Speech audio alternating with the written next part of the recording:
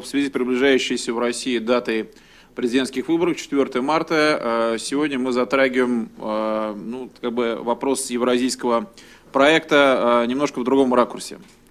С одной стороны, тема евразийства стала одним из новых мотивов власти, которая была озвучена еще в конце прошлого года, в канун президентской кампании. Сейчас в СМИ опубликовано уже несколько статей Владимира Путина, но замечу, что текст про евразийскую интеграцию все-таки был первым, еще до появления путинских рассуждений на другие темы, которые связаны с модернизацией, демократизацией, национальным вопросом. Действительно, перезагрузка евразийского проекта, основателем которого уже в постсоветское время, безусловно, является Нурсултан Назарбаев, имеет определенные предвыборные резоны. Поэтому не буду скрывать, что не только среди экспертов за пределами России, но и здесь, внутри российского экспертного сообщества, есть опасения, что это не более чем предвыборная тема, которая за большим комплексом проблем, которые существуют в России в сфере внутренней политики, может быть изрядно подзабыта после того, как станет известен победитель нашей президентской гонки. Но в то же время, судя по откликам и по реакции, которая здесь в России статья Путина вызвала, есть ощущение, что действительно многие, те, кто интересуется этой проблемой, задумались над тем, что представляет евразийский проект с точки зрения выстраивания новой политики России в отношении СНГ. На протяжении долгого времени эта тема была все-таки не главной, периферийной для российского руководства или связанной с узким сегментом темой, энергетической политики, или темой противостояния внерегиональным игрокам. То есть, скорее, постсоветское пространство СНГ воспринималось не как субъект, страны-субъекты, которые вместе с Россией выстраивают какие-то эффективные отношения, а как поле для противостояния с теми, кто пытается ограничить влияние России в этих регионах. И вот теперь получается, что апгрейд евразийского проекта вновь многими рассматривается как попытка возрождения империи или попытка вернуть страны СНГ в неосоветский Союз. С моей точки зрения, я уже тоже эту позицию озвучивал, у России нет ни желания, ни возможности возрождать новую империю. Есть возможность для расширения собственных конкурентных преимуществ за счет более эффективного взаимодополнения и кооперации и ресурсной, и технологической, и кадровой, и кооперации в сфере человеческого капитала с теми, кого мы считаем все-таки своими главными партнерами на постсоветском пространстве. Это Казахстан и Беларусь. Второй момент. Есть идеология большого проекта. Но большой проект не как СССР, а, как в путинской статье было обозначено, некий аналог Европейского Союза, который, естественно, что Германия и Франция играют в нем доминирующую роль, но все-таки определяет паритетные, равноправные возможности тех государств, которые в это интеграционное объединение входят. Пока речь идет о экономической интеграции, хотя я бы обратил внимание, что и в России в большей степени, и в Казахстане в меньшей степени наши некоторые чиновники уже буквально сразу на следующий день после выхода статьи Путина взяли за строительство евразийских партий, евразийских молодежных движений, евразийских ассамблей и так далее. Пока об этом говорить преждевременно, потому что это задача даже не завтрашнего дня. И, наконец, третий момент. Меня немножко смущает, что и в России, и в Казахстане, когда говорят о евразийском проекте, постоянно используют формат «не». Это не СССР, это не империя, это не потеря национального суверенитета для Казахстана и Белоруссии. То есть мы говорим о том, что не произойдет, чего не будет и к чему мы не стремимся. Но возникает вопрос, а что же мы хотим? Вот каким будет евразийский проект через год или через два? Я, откровенно говоря, тоже с казахстанской стороны не услышал четкого ответа на вопрос, а какой Евразийский союз хотели бы видеть в казахстанском обществе, как с точки зрения взаимоотношений с Россией, так и с точки зрения в более широком формате.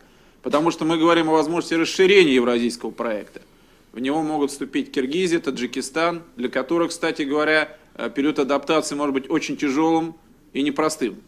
Говорить о том, как в программе партии Ак-Жол указано, что евразийский проект – это прежде всего возможность проводить многовекторную экономическую политику, ограждая рынок от конкуренции иностранных товаров и расширяя конкурентные преимущества Казахстана на мировых рынках через большой рынок, который создается в рамках ЕЭП, это тоже не. Но это не тот образ, ни, скажем, экономических интеграционных связей, ни социокультурных интеграционных связей, не может быть каких-то политических связей, к которым мы должны стремиться. То же самое примерно происходит и в России. Мы рассматриваем уже будущее светлое евразийского проекта, до конца не осознав, а что этот проект даст на уровне социального измерения.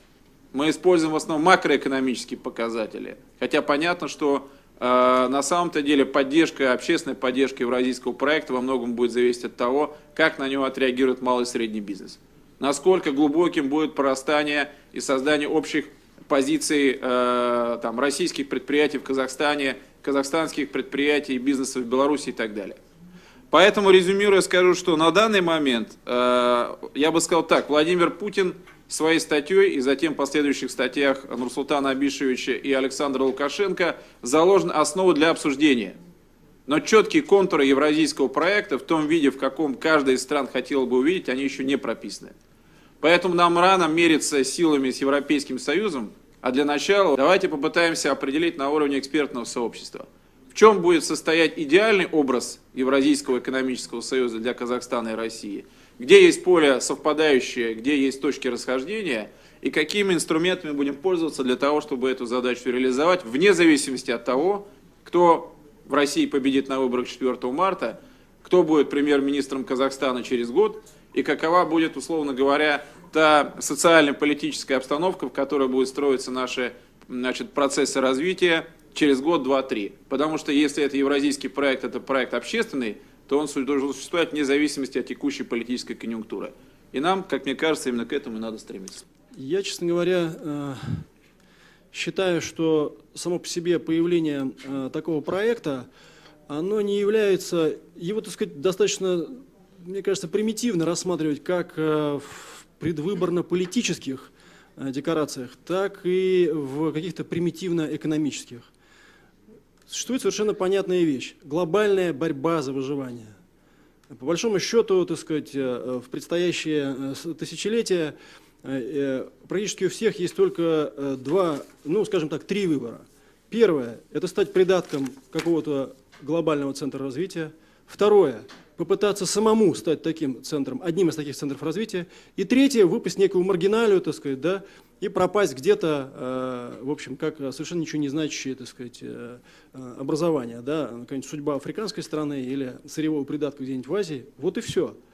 В этой ситуации, я считаю, на евразийском пространстве у некоторых государств, ранее входивших в Советский Союз, есть шанс попытаться стать самостоятельным центром такого развития.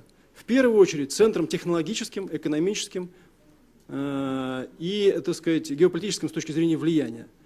Так вот, на мой взгляд, такие страны, как Россия, Казахстан, Белоруссия, и я согласен, да, Украина, имели бы шанс такой центр в перспективе образовать. Вот в этом и есть не конъюнктурно, так сказать, тактический, а стратегический смысл. И, на мой взгляд, это не имеет отношения к фамилиям там, конкретным, там, Иванов, Петров, Сидоров, там, так сказать, или еще что-то в этом роде. Такие идеи, они были и до Путина, они будут и после Путина. Я вас уверяю, что они обусловлены реальным историческим, геополитическим и геоэкономическим контекстом. Я напомню, что вообще-то идея Евразийского союза началась не со статьи Путина, а с текстов Назарбаева, которые были гораздо раньше, появились, чем статья Путина. И никаким выбором они не были приурочены. А все остальное, несомненно, так сказать, как интерпретации, возможно. Да, что касается экономической составляющей, то я тоже считаю, что у нас на глазах есть одна состоявшаяся вещь. Это таможенный союз. Вот он, так сказать, худо-бедно будет работать. Я надеюсь, что, может быть, в дальнейшем это даст свои плоды. Единое экономическое пространство. Ну, пока это, в общем, проект, но я считаю, что в этом проекте есть вполне рациональное зерно.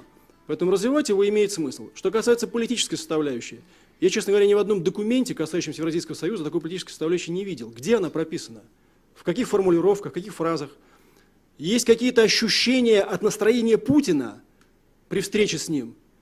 Но это, знаете, крайне субъективная вещь, тем более, что Путин всего лишь человек. Он 100 лет не проживет. А вот, так сказать, Евразийский союз, в принципе, имеет перспективы существовать и 10, и 20, и 30, и 40, и 50 лет, и, может быть, еще больше. Когда уже и Путина давно не будет, так сказать, и нас с вами, и так далее.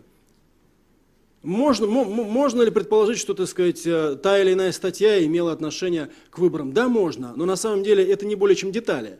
Это никак не, так сказать, дискредитирует или не дискриминирует идею как таковую. Потому что эта идея, еще раз подчеркиваю, она родилась не вчера и даже не позавчера.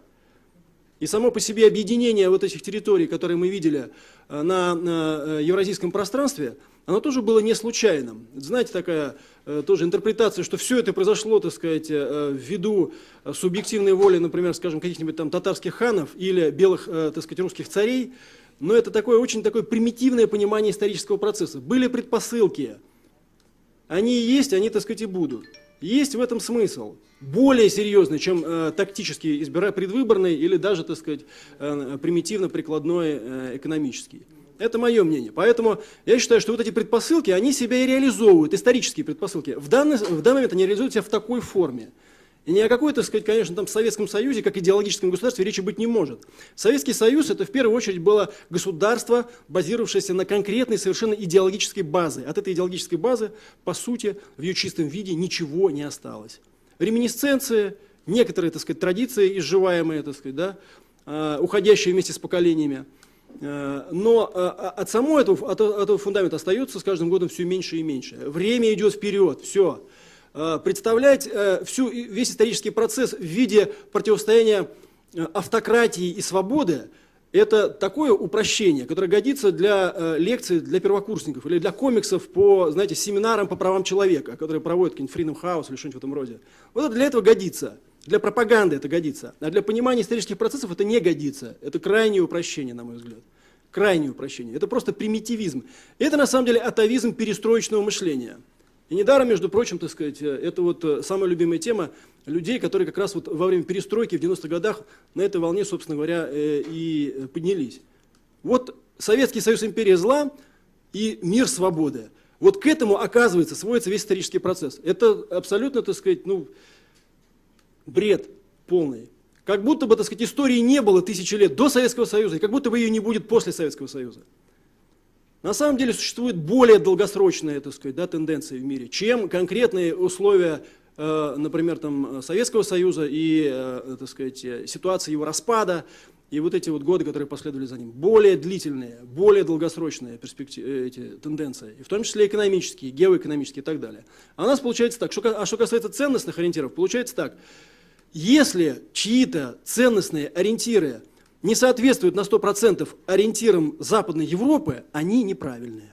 Вот Евросоюз, да, он выстроил правильную ценностную систему. Она правильная. Если вы ее копируете, вы тоже правильные. Если вы ее не копируете, вы неправильные, и в ваше будущее мы не верим. Я лично, так сказать, такой трактовки совершенно не разделяю.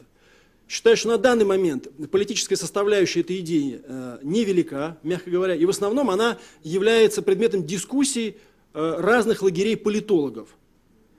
А на первом плане, на самом деле, действительно экономическая, совершенно понятная, очевидная суть этого проекта. И я считаю, что, еще раз повторю, что на самом деле цель здесь простая. Выживание в очень непростом мире, который точно будет не однополярным. Один этот полюс не тянет он, не может. А что он предлагает всем остальным? Он предлагает встроиться в очередь. Да, так сказать. На этом фоне, естественно, возникает возможность создания других полюсов. Вот в этом и есть смысл этих вещей. Путина не будет, и Назарбаева не будет. А проекты такие будут, все равно.